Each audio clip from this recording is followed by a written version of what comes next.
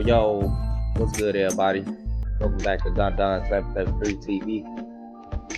You in the place to be. It's your boy Don. And I'm back with another one. The usual suspects saying the usual things. Today we're gonna dive into a clip. Aries said something on Vlad TV, and Vlad immediately disputed it.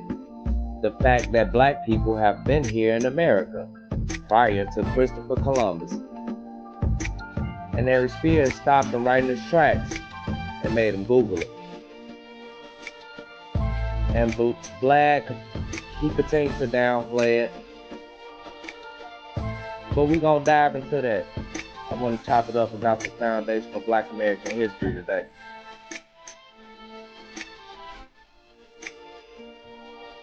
Yeah, we're gonna get on into it.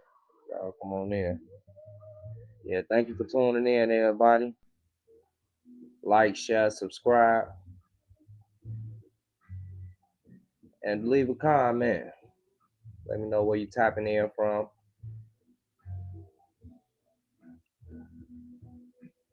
So yeah, I'm gonna dive right into this, man. Let me play this clip for y'all. I go back to something when I brought up the Billie Eilish thing. Like, even when she said that, you know, no one's illegal on stolen land. And you kind of made that face, and white people will go, whatever. It goes back to the Donahue Farrakhan moment, where this black guy goes, you know, I've heard a lot of people in this audience, there's a lot of white arrogance. I heard some white people say, go back. In other words, go back to Africa. And Farrakhan goes, I want to say to white people, when you say go back, please remember where you came from, because you weren't a native anywhere. You went to the native country and took it from the people. So if somebody told you to go back, where would you go? So that's what I mean when I say white arrogance. White people are so quick to dismiss shit that don't feel good to them or that's the truth. Well, no, it's not that. What is it? Here's the thing. So let's just say you take what Billie Eilish is saying. Is it Eilish? Eilish? Eilish. Okay, Eilish. Billie Eilish, my bad. Let's just say. So I want to pause it right there. So they were talking about the late 80s going into the 80s and how Farrakhan used to be on Donahue, and you used to hit at a light. Why y'all just don't go back to Africa if you feel away? And I started thinking about that. And we started hearing that in the 80s a lot. You know, prior to the 80s, during the civil rights movements and things like that, when we was fighting for different rights, they would tell us, hey, man, get out the way. Go back to your side of town. You niggas stay over there. That was their terminology, the white people back then. But once that term African-American was introduced, it kind of, in white people brains, they knew better. They tried to immigrantise us. So I'm gonna continue this clip because we're gonna dive into it. You take what Billie Eilish is saying at face value, right? And say, okay, well, since people from England came to America and took the land from Native Americans, so based on what she's saying, no one really has a claim on this. So we have to treat this, you know, part of a continent as no one really has claims. That's false. That's false. That's not a real answer. It sounds good. It's a cool soundbite, but that's not really an answer. White people won't even acknowledge that Christopher Columbus did not discover America. That's still being... But we're not even talking about that. We're talking about the Native American situation. I know. Yeah. That is the Native American situation. No, I understand that. But what I'm saying Christopher Columbus was from Spain. I know, but the U.S. was only partially colonized by Spain. Really, England was the one that really took over. Okay, but he didn't discover shit. Native Americans were already here. Correct. Okay, so I'm just saying that when you go, well, you know, this person took this and that person did this, and not at face value. No, y'all hold on to what's important to y'all. Because if you're gonna really tell history the right way, stop saying Christopher Columbus discovered America. And that's still being taught in the school curriculum. Okay. I mean, I'm not gonna argue that part, but in this particular situation, At the end of the day, the Native Americans are not going to take over America again. Or right? Not. And I'm gonna stop it right there.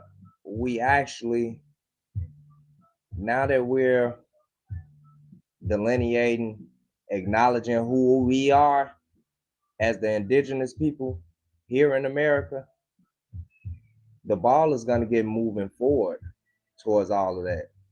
So let me continue. Especially not when they've been killed the fuck off. Exactly. Now, they were given some scraps. They got some casinos and some land and so forth. That doesn't make up for what actually happened. But if you look at the situation, it's not going to go back to the way it was again. Oh, thank goodness, right? It's not a thank goodness. No. For some white people, thank goodness. Well, for you as well. I mean, because at the end of the day, if Native Americans took all the land back, you'd have to go somewhere else along with the rest of us, Niggas was right? here with Native Americans. What? Hold on, wait. Y'all, did y'all catch that? Listen to this. Back to no, y'all hold on to what's important to y'all. Because if you're gonna really tell history the right way, stop saying Christopher Columbus discovered America. And that's still being taught in the school curriculum. Okay. I mean, I'm not going to argue that part. But in this particular situation, at the end of the day, the Native Americans are not going to take over America again. Right? Especially not when they've been killed the fuck off. Exactly. Now, they were given some scraps. They got some casinos and some land and so forth. That doesn't make up for what actually happened. But if you look at the situation, it's not going to go back to the way it was again. Oh, thank goodness, right? It's not a thank goodness. No. For some white people, thank goodness. Well, for you as well. I mean, because at the end of the day, if Native Americans took all the land back, you'd have to go somewhere else along with the rest of us, Niggas was here with Native Americans. Really? Look it up. Niggas was here with Native Americans. Look it up. So Africans being taken to this continent didn't happen? Look it up. That's not where the majority... Look it up. You got the computer. Okay, so what are you saying? The black people There were black people here as well. Were black people in America because before slavery? That's what you're saying? Mm-hmm. Okay. That's what you said. You just said, well, we gonna go. So look it up. Yes, people of African descent were present in the Americas, including regions that became the United States before the first documented large-scale arrival of enslaved Africans in Jamestown in 1619. But they were not that many. There were some. That wasn't a motherfucking statement. Nobody asked how many they were. There weren't that many. But niggas was here. Niggas is like roaches. We everywhere. There were some. Obviously, I mean, these days. Now he want to downplay it. Yeah, you said that. So yeah, y'all don't get it confused out here. It was a lot of these people who thought that we was gonna get tied up in this ice drag. Y'all don't never get that confused. You just heard what that just man said. So where did that put you guys?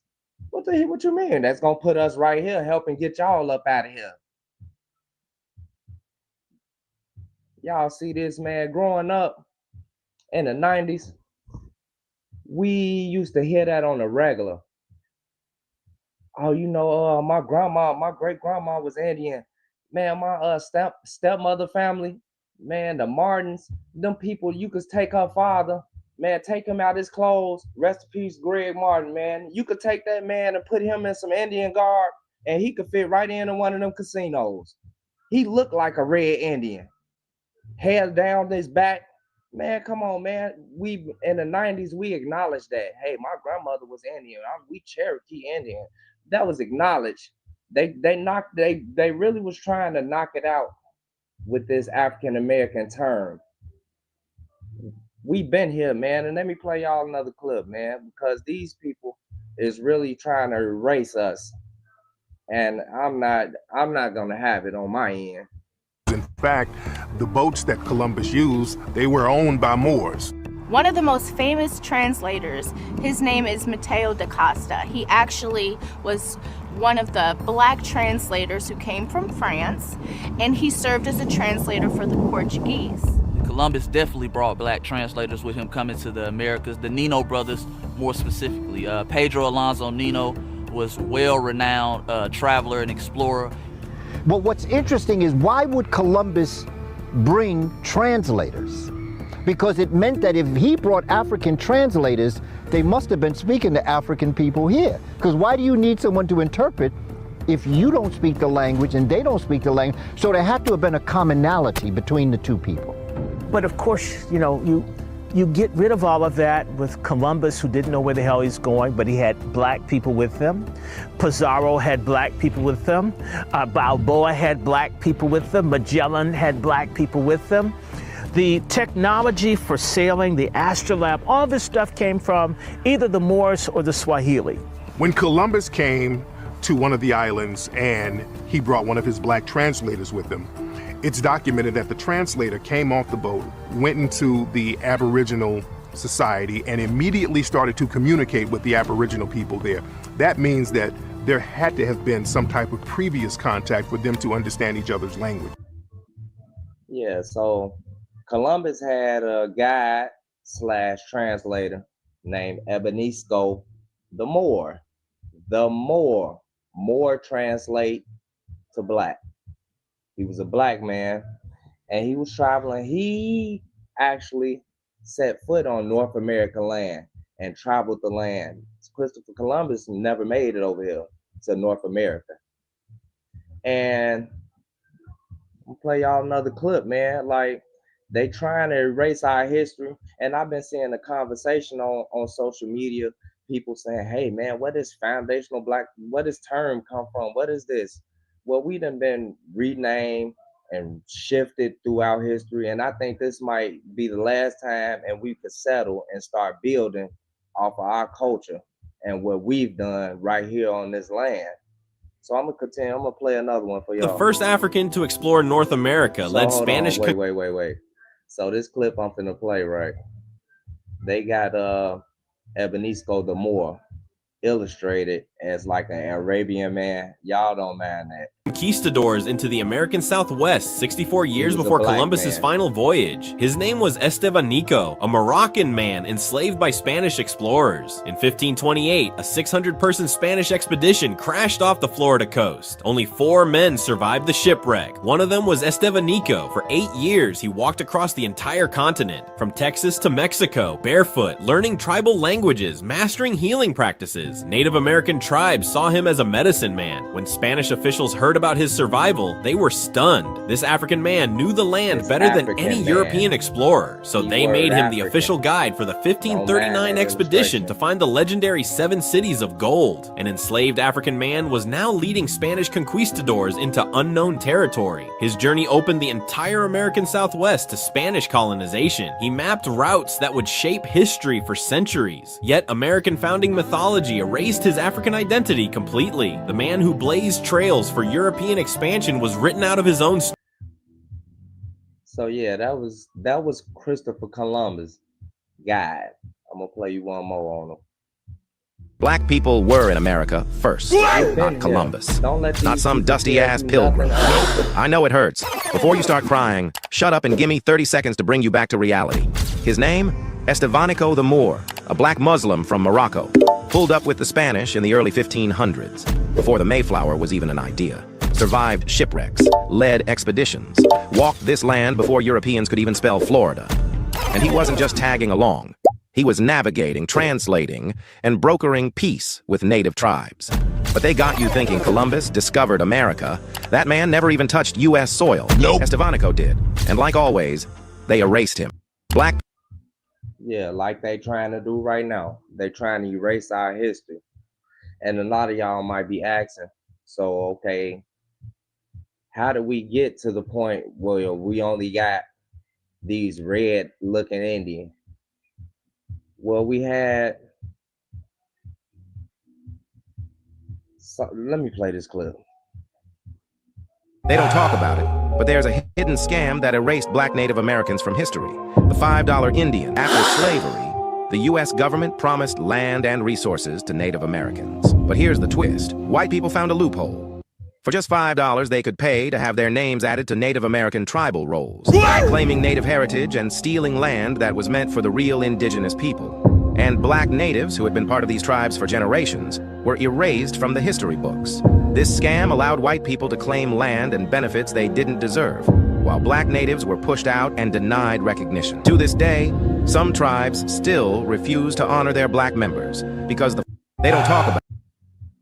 So yeah, man, they scam their way in and raped and colonized and everything else and lighten up those people and lighten us up.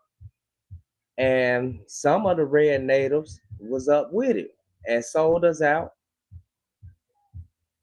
But you know, we got native tribes that they never told us about, they don't talk about. So I don't know if y'all heard of John Horse. John Horse and the Black Seminoles. And the Black Seminoles. And I'm gonna play a clip about them, man, because they was out of Florida battling those people, having wars, winning wars. They couldn't conquer them over in those swamps. And they don't tell us these stories. They try to erase our history. Y'all check the clip out. John Horse and the Black Seminoles deserve to be remembered for a number of reasons. They created the largest haven in the U.S. South for runaway slaves. They led the largest slave revolt in U.S. history. They secured the only emancipation of rebellious slaves prior to the U.S. Civil War, and they formed the largest mass exodus of slaves across the United States, moving from the Florida Everglades through Indian Territory, what would become Oklahoma, eventually locating in Mexico, where they secured title to their own land. It's a remarkable story.